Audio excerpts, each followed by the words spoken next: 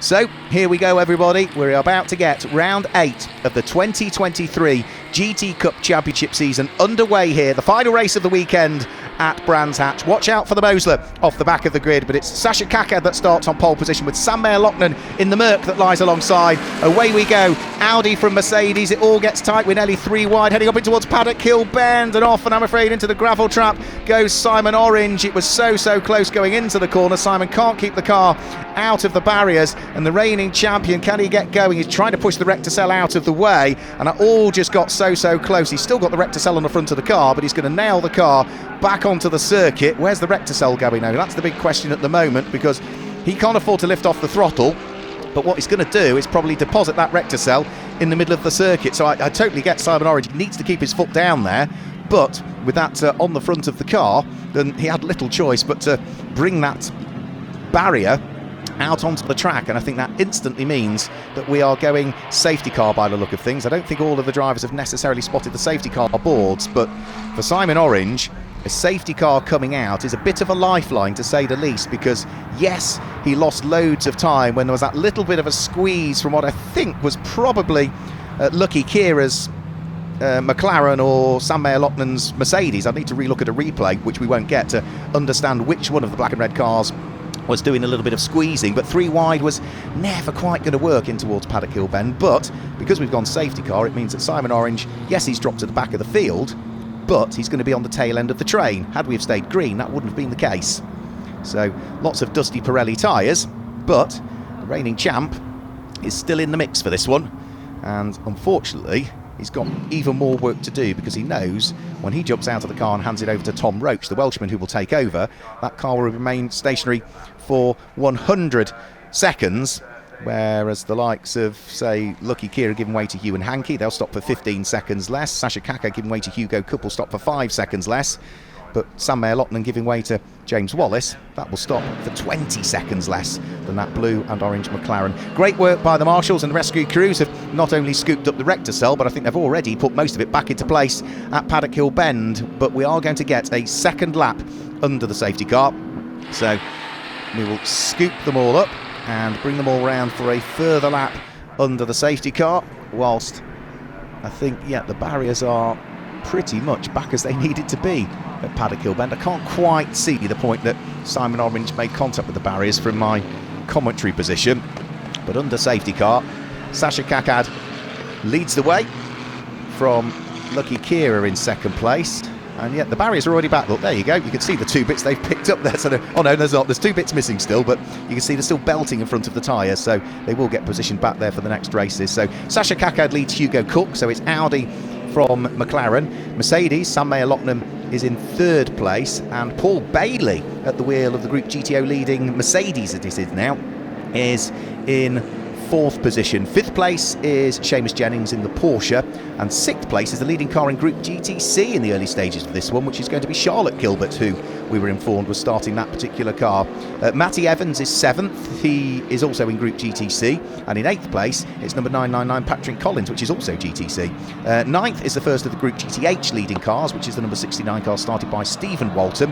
Make Happen Racing seem to have had a lot of pace this weekend, but they've not quite grabbed a win in Group GTH. And 2nd in Group GTH is being decently quick this weekend, Gustavo Xavier, who is making his debut in GT Cup, but has done a good chunk of racing in GT4 cars, largely in the European Championship over the course of the last few years. Partnered up with the former British GT champion Seb Morris, those two have been going very well indeed. As for the Mosler, well, it did make up 1 place in the short period of time before we went safety car, and that was Doc Bush and the Porsche that they managed to squeeze their way through and past. So that is at least 1 place gain for Marcus Short. But of course, any more laps under safety car, it's eating away at the opportunity to overtake. That's the problem. So ideally what they wanted it to go green so they can get that car up the order nice and quickly, and whilst you're under safety car you can't overtake, which means you've got less time to overtake, if that makes sense. Lights are off on the safety car, so we're about to get things back underway. Sasha Kakad looking to propel the ex-Balf Motorsport Audi that's now being run by Cook Motorsport over the start finish line. But that is a great restart from Lucky Khera, who is hot on the heels of the Audi as they head up towards Paddock Hill Bend, but there's no opportunity for the Race Lab McLaren to try and squeeze its way through and ahead. So it's Audi from McLaren from Mercedes. Is Lucky going to try anything up into the braking area for Druids? No, he's not, but Sam Mayer-Lachlan can close in on the pair ahead and make it 3 for the lead in the early stages. For the third time now out of Druids and down the short straight that brings them towards a left-hander at Graham Hill Bend. Very easy to outbrake yourself there into downhill braking area, but for the moment all is going well for the leading 3 as they turn their way out of Surtees. For 4th place, Paul Bailey is getting the hurry up from the car behind, which I think was Seamus Jennings in the Porsche, and there goes the Mosler in the hands of Marcus Short, picking up more places. He's gone through and past Chris Murphy's BMW that time through, so forever sort of working his way through the order. So up towards Hawthorne, and then sweeping their way go the GTH cars. There's the Mosler trying to wiggle its way through past the Group GTH cars.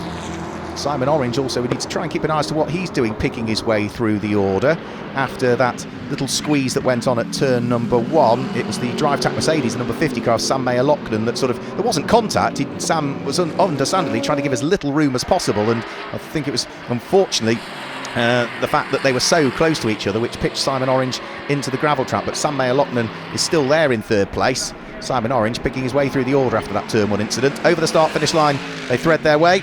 Lucky Khera getting ever closer to the tail end of Sasha Kaka, almost was onto the coattails of the Audi there, very close heading in towards Paddock Hill Bend, but tight on the way in, lost momentum on the way out for Lucky Khera, couldn't quite squeeze his way through.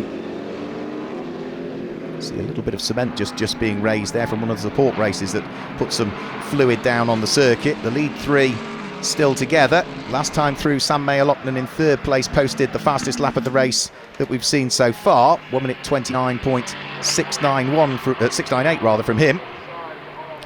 How's Paul Bailey getting on in 4th place, leading Group GTO? He had still got the Porsche of Seamus Jennings behind him. Can't quite see as yet that Mercedes in the background because we're concentrating on what's going on with the top 3, which is all still very tight indeed. And again, it's a good run through Hawthorne and down the Derek Minter straight for Lucky Khera, but he just can't as yet manage to squeeze his way through and find the gap to sneak the McLaren up the inside of the Audi. So still as they were, and this time is this the opportunity for Lucky Khera? He thought about it heading in towards Stirling, but again Sasha Kaka just gets the move covered off. They both compromise their exit speed coming out of the corner. Lucky Khera is going to have another nibble, or is he? No. So it's now back to being 3 for the lead because Sam Mayer-Lachlan is catching up now that they are beginning to squabble that little bit more. Long way to go in this race still. Remember, the cars that are running at the front aren't the first to pit today. They had the first pit window yesterday, which means they are the second pit window today. They cannot pit until the 29th minute of the race, and that is the best part of still 21 minutes away when we get to that point when their pit window opens. So through Druids and then start to make their way downhill once more. Still Audi from McLaren, from Mercedes, Cook Motorsport from Race Lab, from DriveTac. Sam Mayer-Lachlan running very wide there coming out of Graham Hill Bend in 3rd place, bouncing the Mercedes over the curbs as he gathers up the short moment. Paul Bailey still in 4th place, leading Group GTO in the Mercedes that he has had to hire following the problems that befell the McLaren BT62 yesterday. Hopefully we'll see the Brabham BT62 back out. Now Lucky Khera again weaving around down the Derek Minter straight. Again, Sasha Kaka just making sure he positions the car, and all of this aiding the cause of Sam Mayer-Lachlan, who is sitting there rather patiently in 3rd place at the moment. I don't quite think he's got the outright speed on the 2 ahead, but I think he's also conscious that the way they're going, if I just sort of hang back here, you never know. You just never know if they might make a mistake or maybe just make a little bit of contact with each other, because they're certainly as close as they could possibly be without there being contact at this stage. For Marcus Short, the progress continues as well. He's now got himself ahead of the Group GTC Lamborghini of Matty Evans, and Matty Evans is only just ahead of what is the Group GTH leading Mercedes at this stage, which is Gustavo Xavier. Race leaders up towards Druids. This is lap number 6 that they're on.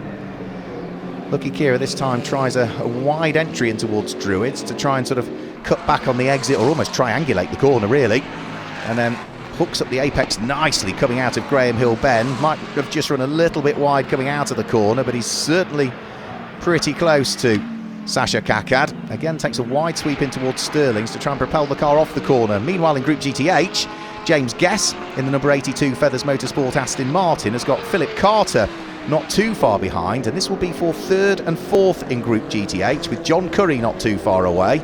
Then the interloping Group GTO BMW of Chris Murphy, and then we've got Tim Docker's Group GTH McLaren as well, not that far away. So that's a good fight, largely Group GTH cars, but the interloping BMW of Chris Murphy in between them.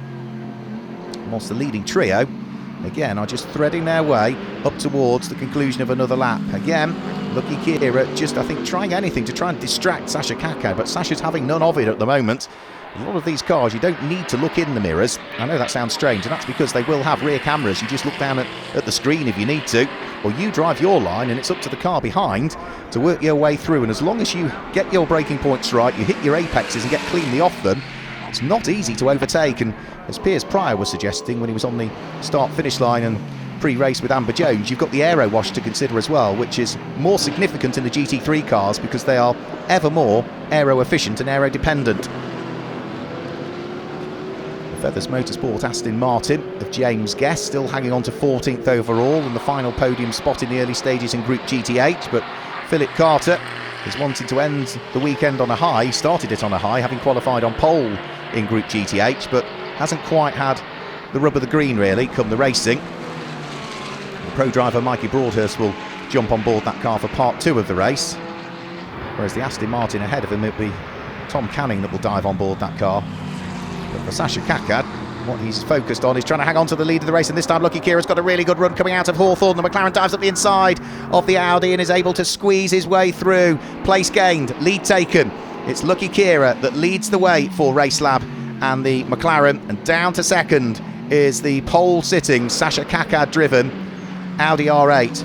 Now that could be important for Lucky Kira, because not only now does he lead the race, but of those cars that are squabbling around there and abouts with him, he needs to try and see if he can pull 5 seconds on the 3rd place car in reality, because Lucky Kira will give way to Ewan Hankey and that car will be in the pit lane for 85 seconds.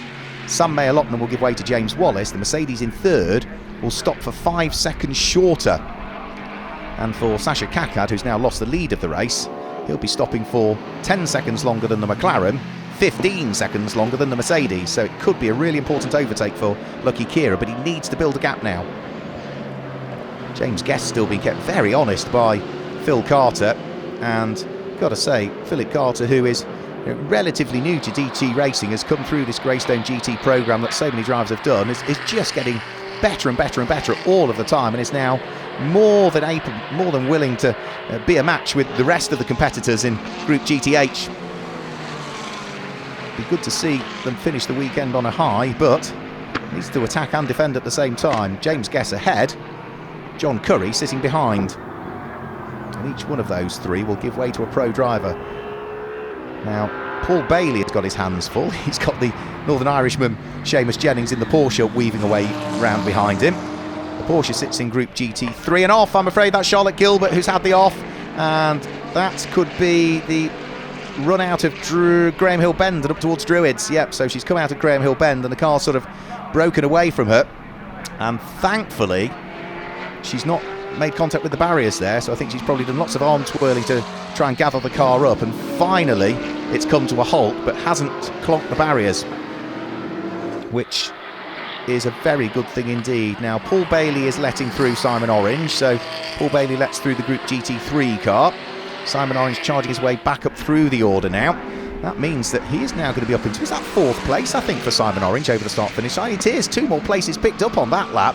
Brilliant stuff when you think that car was in the gravel trap and stood the potential of being out of the race at turn 1. Had he not have kept his foot in and kept some momentum in that car and then got the little bit of the break with the safety car, he could have been out of the race at turn number 1. As it is, he's there in 4th place at the moment. That's been a brilliant recovery drive from Simon, and we've still got Tom Roach to jump on board that car as Lucky Kira leads the way and sets the fastest lap of the race last time through, 1 minute 25.832 from Lucky Kira.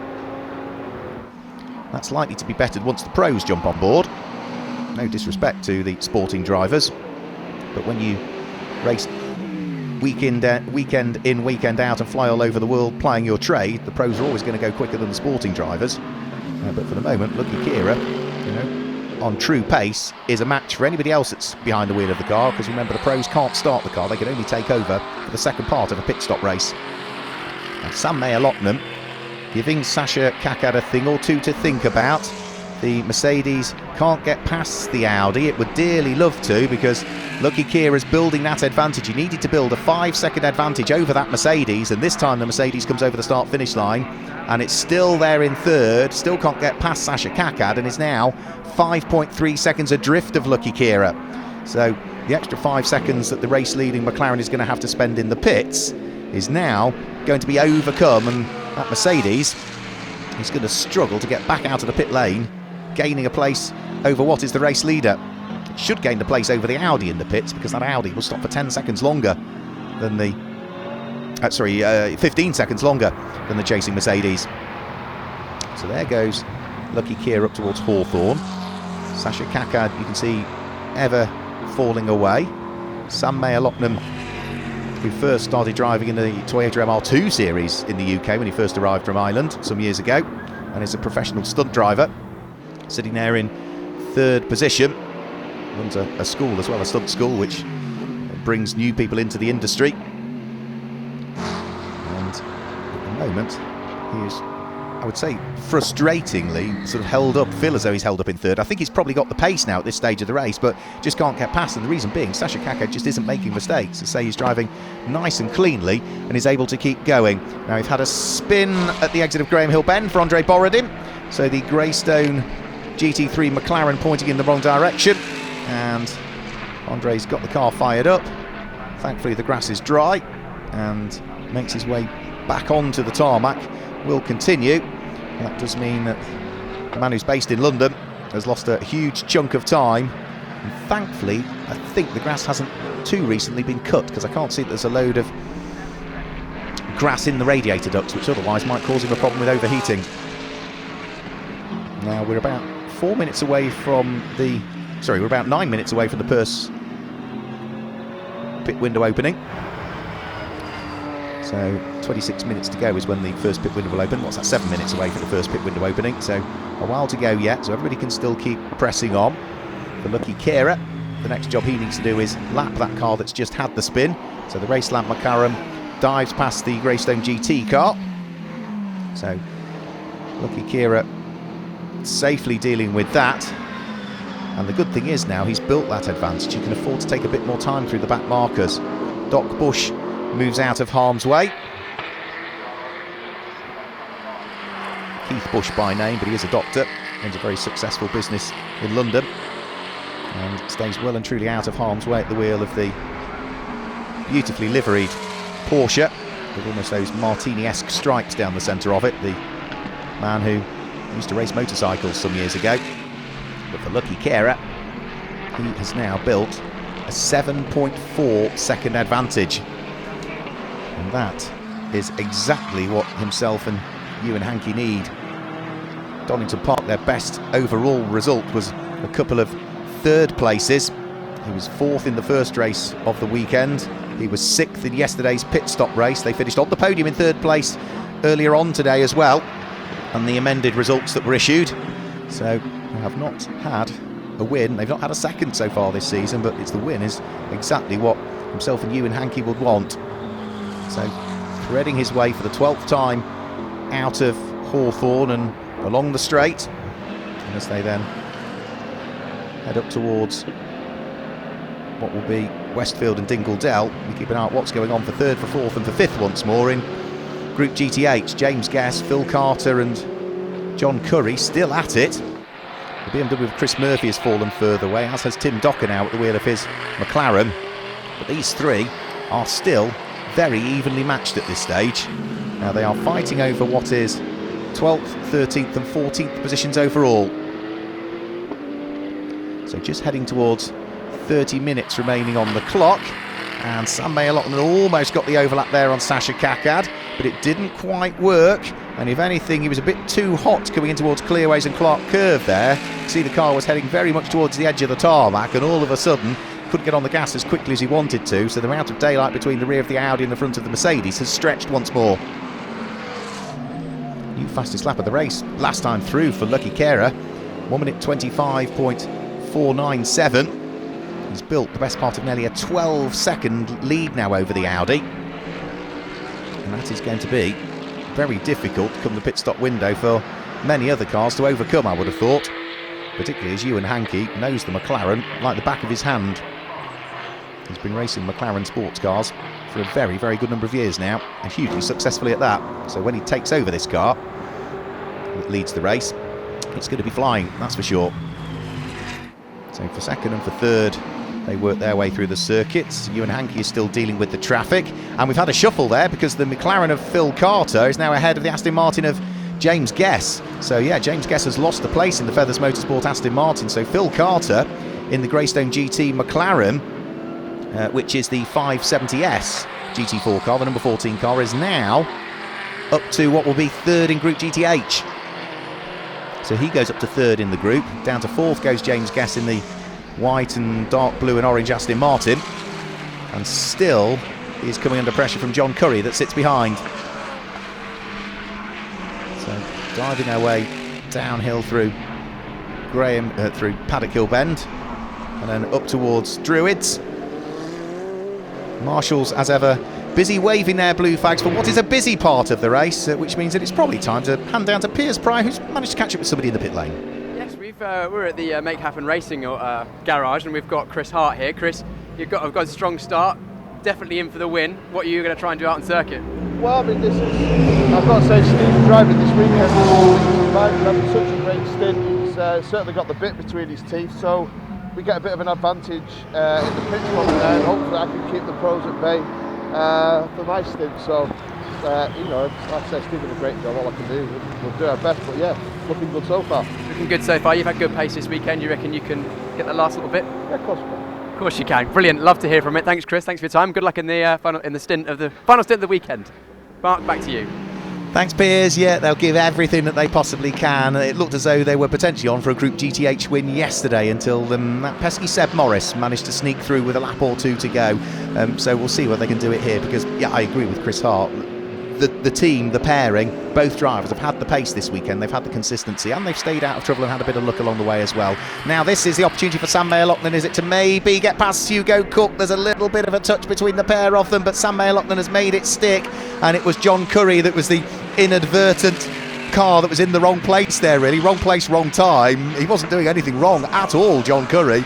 It's just that he had to turn into the corner, and Sam Mayer-Lachlan thought, hang on a minute, this might be the opportunity here.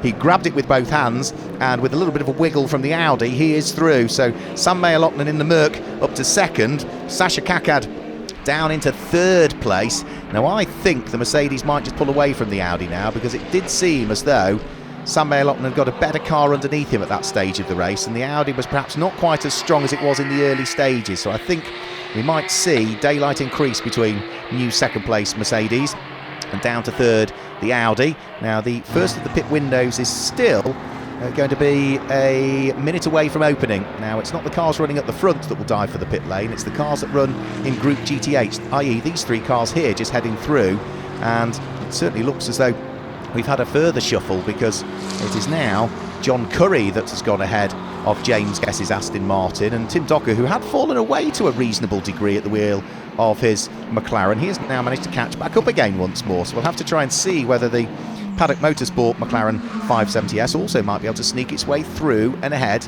of the Feathers Motorsport Aston Martin.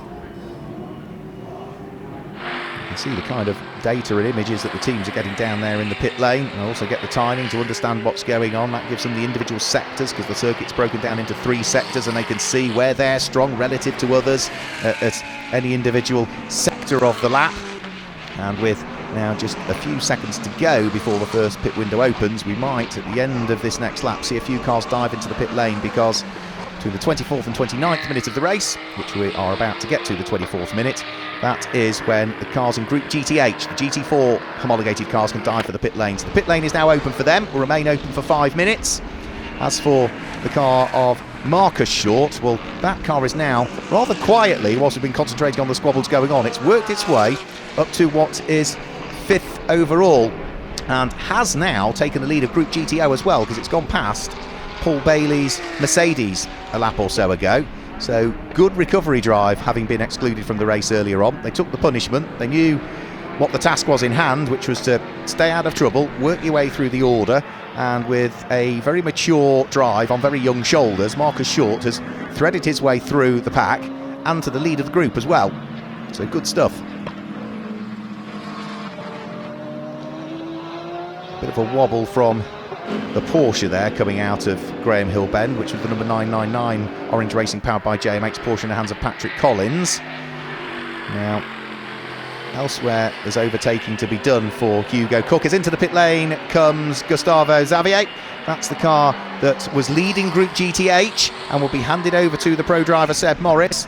So that car will trundle its way down the pit lane. Now that car has to remain stationary for 85 seconds because it's a Pro-Am pairing, plus 20 seconds because they secured victory in their group yesterday. So 105 seconds for that car. Into the pit lane also comes the number 69 car, and that is going to be the car of Stephen Walton to give way to Chris Hart, who we spoke to down there with Piers Pryor a few laps earlier. Now, Chris is the slightly quicker of the two. We can see in the background also that into the pit lane has come Tim Docker. The pro driver, Jordan Albert, will take over as well, who's been racing GT cars for a few years now, but first cut his teeth, a bit like Piers Pryor, co-commentator, racing single-seaters in the BRDC category. So no need to rush these pit stops because the clock can tick away, and then you can't push the car back until the time has elapsed in reality, so they can fire the engine up once they've got all the seat belts done and dusted, got the window net back across again. Thumbs up from driver to mechanic to say, yep, everything's good, we're ready to go.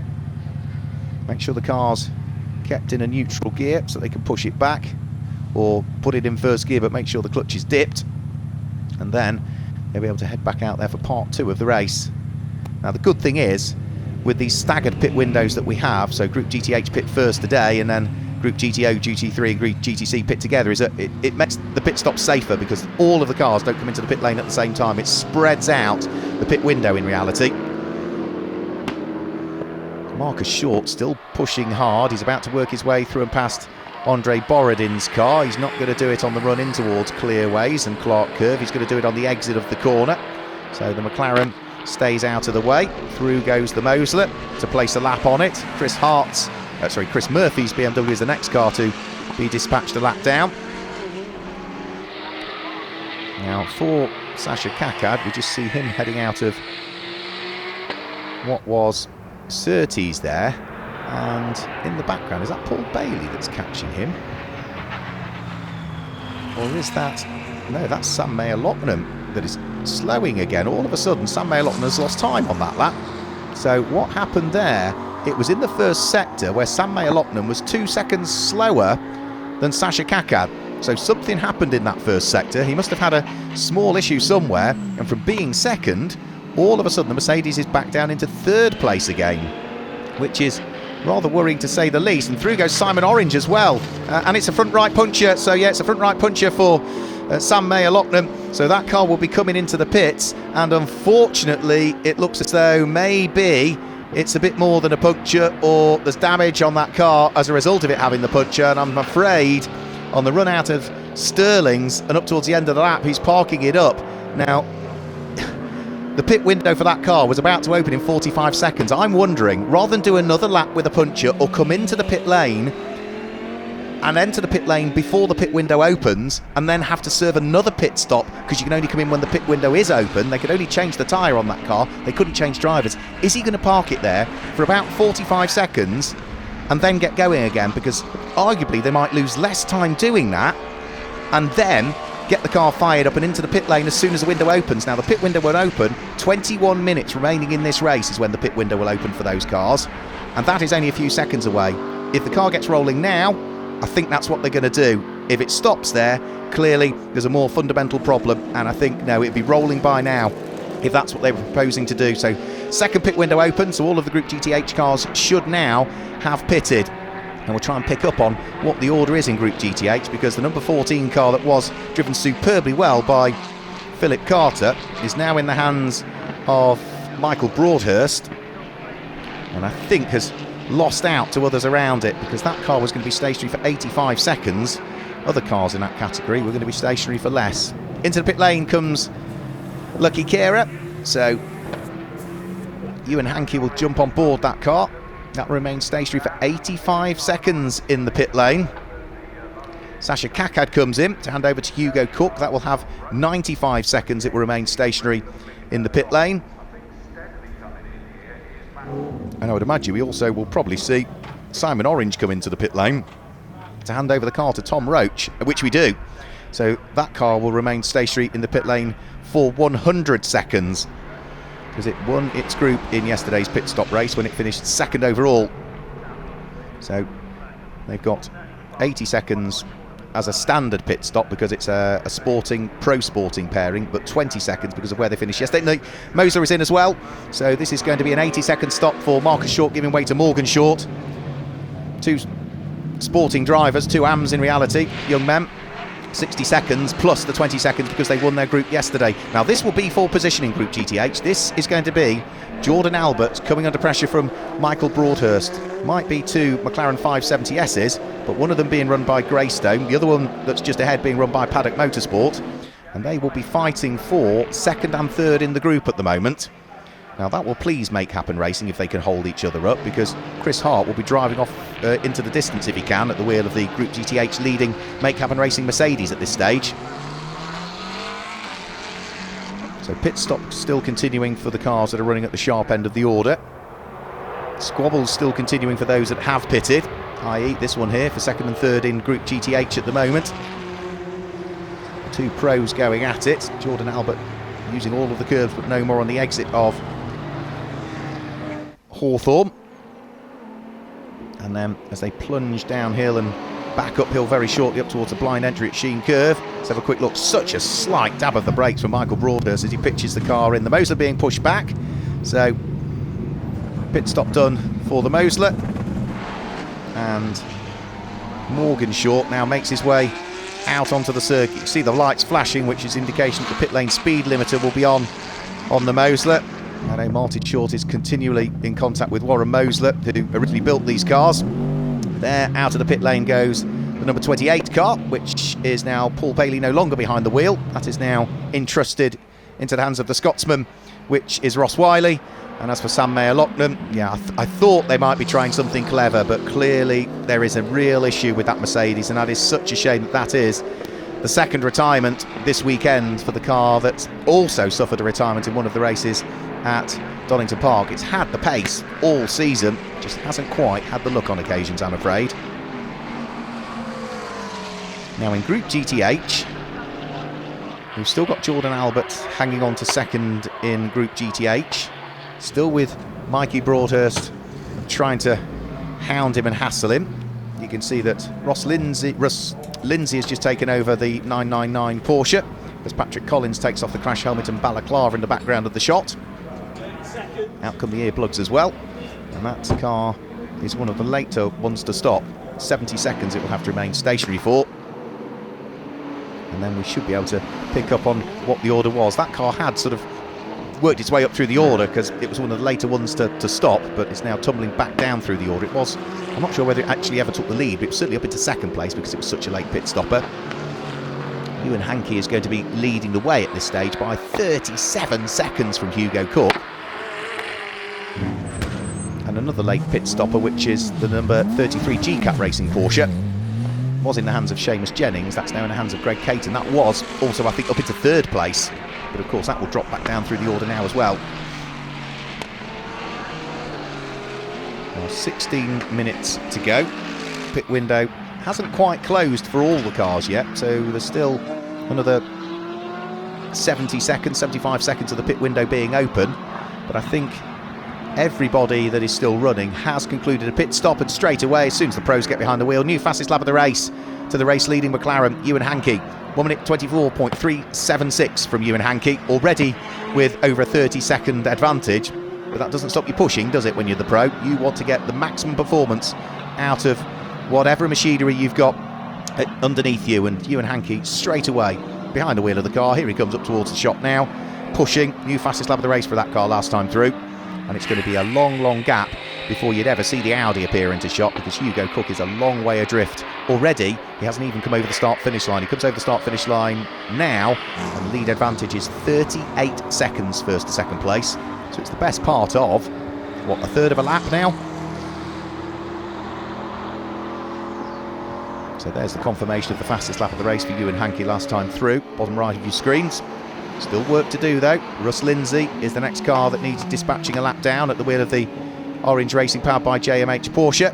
And Russ, who has raced McLarens in this category in the past and Ginettas in the past, very much a gentleman driver, Russ is enjoying the opportunity to propel himself around the Grand Prix circuit. I think Piers is back down there in the pit lane, has managed to catch up with somebody from one of the Group GTH cars. Yes, we're down at the Paddock Motorsport garage and we've got Tim Docker. Tim, very strong stint from you. Looked like it was pretty close for the whole of your stint. Now Jordan's out there in second place, so hopefully a pretty strong result for you guys so far. Yeah, I hope so. We were running at the back of the pack, obviously. Had a BMW car, not in our class, pulling me up a little bit. But I managed to stay with the pack, and that was the plan. Yesterday we had a 20-second penalty from our class victory last race at Donington 4 weeks ago. So we were up against it, but no penalties today. So I knew that if I could stay with the pack, hopefully Jordan can finish the job. Great, and of course your plan is so far going pretty well. Jordan, of course, I'm sure you got full trust in him in the car. He's had a lot of experience around the Brands Hatch GP circuit. I'm sure he's been very fast. Yeah, I mean Jordan's a quick driver. He's ex-McLaren Academy development driver. He works at iZone, which is where I met him. I don't think there's anybody really who can drive that McLaren any quicker than Jordan. The difficulty, obviously, we have is that the Am pairing in the Merc at the moment, an amateur driver is lapping a little bit quicker than Jordan, which says something to me. Well, it's still a very good result so far. I'm sure Jordan will bring it home, but thanks for chatting to us, and we'll see how the race ends up. Yeah, good stuff. All the best. Cheers, Tim. Thanks for talking to us. Mark, over to you in the comments box once again. Thanks a lot, Piers. Perfect timing, because for some reason safety car is out now. I'm not quite sure why. I haven't seen anything else go off, but I do just wonder if, because of Sam Mayer-Loughnane retiring the car just as the pit window was about to open, that maybe they opted to cover it just with localised yellows until we got the other side of the pit window, and then, so as to not gain any advantage or disadvantage other cars, once the pit window's closed, now we'll go safety car and scoop that car out of harm's way. So we'll have to wait and see. But it was good to catch up with Tim Docker, former Volkswagen Racing Cup and TCR UK racer. 57 years of age now is Tim. And yes, the telehandler is working its way through the gravel trap at Stirling's and heading in the general direction of Sam Mayer-Loughnane's car. So that does suggest that my initial thoughts as to why safety car was out are probably true, because I don't think anybody else has fallen by the wayside over the course of the last few minutes or so. Now, who does this help? It certainly doesn't help Ewan Hankey, because that car had built a 41-second advantage, number 13 McLaren in the lead of the race. And of course, all of that is going to dwindle down to absolutely nothing, unfortunately. It's going to mean that, yes, there might be some back marker cars between Ewan Hankey, the race leader, and the Audi, which does mean that when we get the race back underway, the Audi can't overtake any of those cars until it gets to the start-finish line. But it surely is going to mean that that gap is going to get cut down to a degree by the Audi. It also helps Greg Caton, because that car that was started by Seamus Jennings in the hands of the Northern Irishman, GCAT Racing Porsche, is running third at the moment. But it also doesn't help them, because it means that they're going to be under pressure from Tom Roach at the wheel of the number 67 McLaren. And that's the car that, remember, was in the gravel trap at the first corner and looked as though it might not even get back into the race. But good thought by Simon Orange has allowed him to work that through. You can see that the way that the fastest laps have worked. So, first fastest lap going in, Sasha Kakad on the first of the flying laps, 2 minute 2, and you can see get a bit more temperature into the tyres, and Andre Borodin put the fastest lap in. Then once there was a little bit of overtaking being done, then you see fastest laps come in from the Mosler and Sam Mayer-Loughnane, and then we get the pros coming on board, and straight away look at the difference. 1 minute 24.3 from Ewan Hankey compared to the sporting drivers. Just goes to show that difference that the pros have. They live and breathe these cars every weekend somewhere. They're pounding miles in somewhere around the country or the world, week in, week out. But you can see straight away from 1 minute 27s. As soon as the pros get on board, 1 minute 24s come in. So fantastic to see how, and I don't know how they do it, how they can squeeze that extra performance out of the car, but that's why they're the pro. The AMs, they have busy day jobs running very successful businesses, and because they do that, that allows them to have their time off, which is in reality to go racing at weekends. So safety car is out there. It might just take a while to get Sam Mayer-Loughnan's car out of harm's way, because remember, it did have that front right puncture or suspension failure or whatever it was. You could see some sparks coming from the car as he tried to turn the car in towards Stirling's, and he wasn't that far away from getting the car to pit lane entry. But Sam has been around racing long enough to know that, if something wasn't right with that car, your best bet is park it. And had he have thought he could get that car to the pit lane, absolutely he would have done. Absolutely he would have done. And as I suggested at the time, if it was to try and save doing a further lap to only do one pit stop and get the puncture fixed and the driver change done once the window had opened, because it hadn't quite opened, he'd have parked it up and then rolled in towards the pit lane once the window was open, but couldn't even do that, I'm afraid. So frustrating for them and for the Drive Tap powered by Track Focus team that was not going to be the case. Now, what this also doesn't help is the drivers that were hoping to finally scoop up a win in Group GTH. Stephen Walton and Chris Hart have done nothing wrong this weekend. They did have the best part of 17 and 3/4 second lead in Group GTH, but now the AM pairing are going to be closed up on by Jordan Albert. We heard from Tim Docker, but at the moment Chris Hart is going to lose a good old percentage of that time. So here comes Ewan Hankey over the start finish line. How many cars back is the second place car? That's 4 cars, so 3 back marker cars between first and second, and then no further back markers between the third place car of Seamus Jennings, because he's got of Greg Caton in the Porsche, because he has got Tom Roach right behind him. Tom Roach has got right behind him Morgan Short. So the race leader, and then 3 back markers before we see second place, and then after second place, third is Greg Caton, fourth is Simon Orange, fifth is Morgan Short, and then sixth place will be Ross Wiley. But again, there's another 1, 2, 3, 4, 5 cars between Ross Wiley and the car ahead, which is Morgan Short.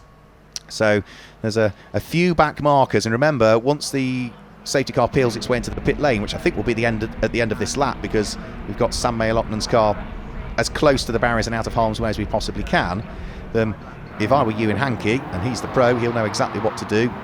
You start to back the pack up a little bit now, and then let the safety car accelerate away, back the car up, back the pack up, bottle them all up, and then at the exit of Stirling's, I would imagine, or maybe if not before, coming out of Sheen Curve, Ewan Hankey will go for it. And he knows the cars behind him are less powerful than him. Russ Lindsay is in a Group GTC Porsche. He's the second of the cars in the queue, so he's not going to be able to live with the GT3 McLaren, but all of the other cars behind can't overtake until the start-finish line, so Ewan Hankey will get on with it straight away, and the Audi cannot overtake a single car ahead of it until it gets to the start-finish line. So Ewan Hankey should build an advantage on this restart. There's the safety car peeling its way into the pit lane. Ewan Hankey goes for it now and should enjoy, I would imagine, probably a 7, 8, maybe 10, at the most 12 second lead. So there you go, it's all a bit strung out on this restart, and that is because you can see that the Audi of Hugo Cook knows he can't overtake Doc Bush, but he goes ahead of him before the start finish line, and Greg Caton goes through as well, whereas Simon Orange waited before he overtook. Now I suspect that might just get looked into. Now Doc Bush was slower than all the rest. Now it doesn't matter if that car is slow, you've got to wait until you get to the control line, and Hugo Cook and, to my mind, Greg Caton were ahead of that Porsche. I'd want to watch a replay to be absolutely sure, but it certainly looked that way, and my understanding of the regulations, you just can't do that. So Ewan Hankey leading the way, and was 7 seconds ahead of the Audi when it came over the start finish line. So tumbling their way downhill, There is the Audi of Hugo Cook, Greg Caton right behind, Simon Orange, then the car of Morgan Short, the Mosler. Remember, that's come from the tail end of the field. Tom Roach, I should say, in the car. And then Morgan Short, who has come from the back of the grid, currently leading what is Group GTO. Hugo Cook weaves his way through and past Russ Lindsay. Greg Caton tries to follow through. Tom Roach might be under attack here from the Mosler, but no. Morgan Short thinks better of it. He's going to try running outside of the Porsche at Stirling's. That didn't quite work. Got pushed onto the curb there by Russ Lindsay inadvertently, and eventually will squeeze his way through and past the Porsche on the run in towards Clearways Corner. So time lost there for Morgan Short, but the Mosler still in one piece. And for Tom Roach, the Welshman, the man from Cardiff, he is now asking a few questions of the GCAT Racing Porsche. Apologies, I think I kept saying it was Simon Orange behind the wheel of the car, but it's Tom Roach to take it over.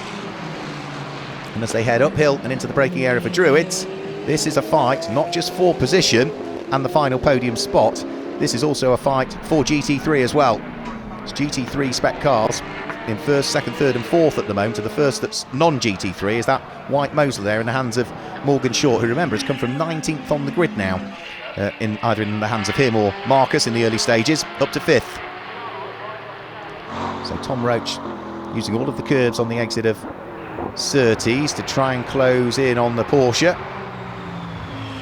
McLaren leads Audi, leads Porsche, leads McLaren. That's the manufacturers represented in the top 4 here, with 4 minutes of this race still remaining. And as they then start to descend downhill through Dingledell and up towards Sheen Curve, what can Tom Roach do in the car that was in the hands of Simon Orange in the early stages and skidded its way through the gravel trap at turn 1?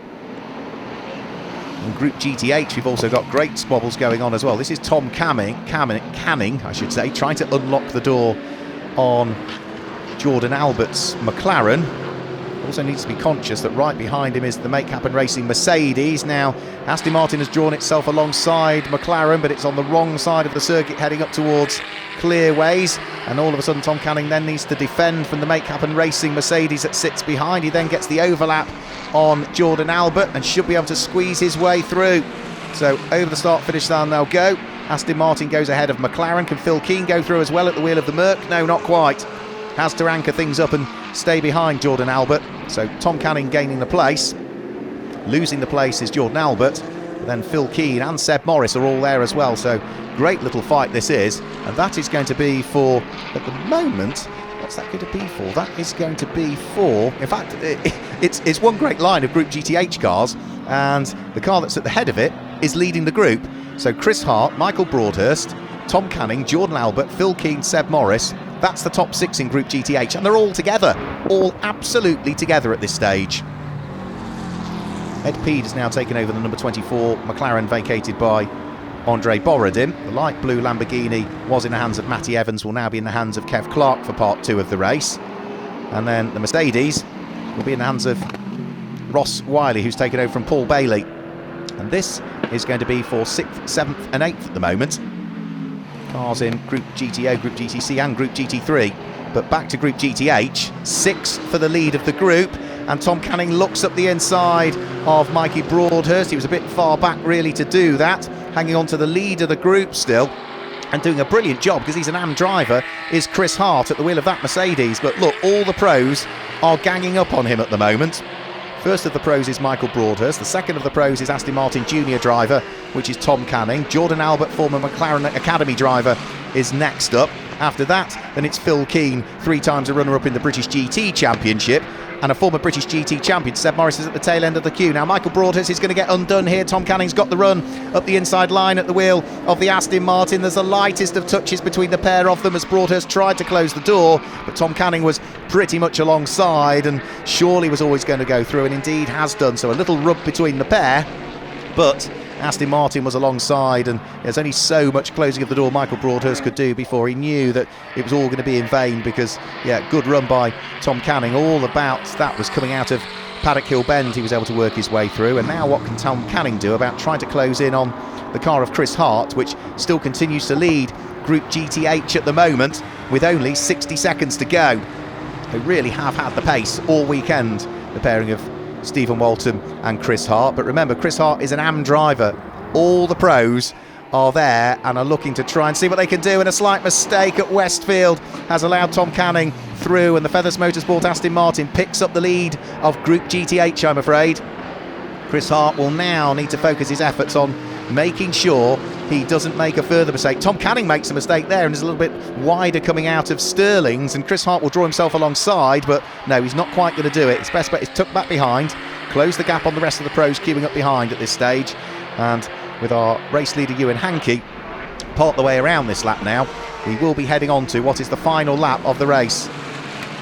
For 5th and 6th in Group GTH, Seb Morris draws himself alongside Phil Keane. The two former Sunoco Challenge winners were pretty much together there, the two Mercs.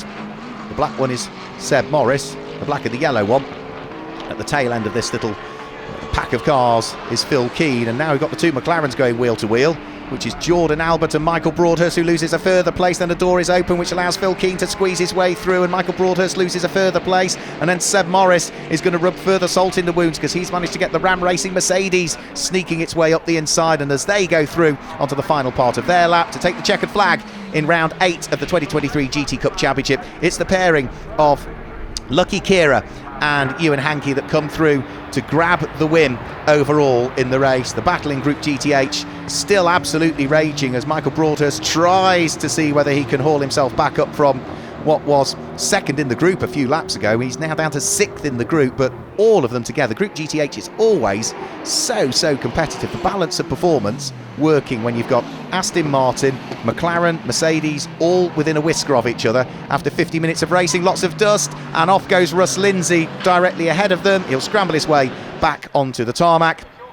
We've already had Sasha Kaka and Hugo Cooks Audi come through to finish in 2nd, Seamus Jennings and Greg Caton 3rd, and who is going to win Group GTH? It should be Tom Canning, as the Aston Martin, you can see, has already gapped those behind, but the squabbles are still on, and it looks like Jordan Albert might just lose out here, is he? Because Phil Keane's got a run. No, not quite, as they come over the start-finish line. The order will still remain the same. But what a brilliant race to conclude our 4 races over the course of this weekend here. There's James Guest and the Feathers Motorsport team. They look very happy with that. They were in a strong championship position coming into this weekend, and that is going to mean that they are probably in an even stronger championship position heading away from here, because we know the likes of Graham Tilley and Senham Fielding, who were leading the championship overall, didn't compete this weekend because of a testing accident on Friday. Dan and Graham DeZiel, who were 2nd in the championship, were absent this weekend, and James Guest and Tom Canning were 3rd overall in the standings coming into this weekend, and they have had a pretty consistent season, with 3rd in the group in the first race. They were 3rd in the group in the pit stop race yesterday. They finished 2nd in their group in the sprint race earlier on today, and they've just picked up a win there in that particular sprint race as well, pit stop race. So that's their 3rd group win of the season, if memory serves me correctly. So that will put them, haven't done the math, but I think they're probably, subject to official confirmation, likely to be leading the championship leaving Brands Hatch, but we'll wait and see. The totting up will be done by Laura and the media team in what is a very complex spreadsheet. Let's just guide you through the results then for our 2nd and final pit stop race of the weekend here at Brands Hatch, and it does go the way, that win, of Lucky Kira and Ewan Hankey, a win by nearly 12 seconds in the end from Sasha Kaka and Hugo Cook.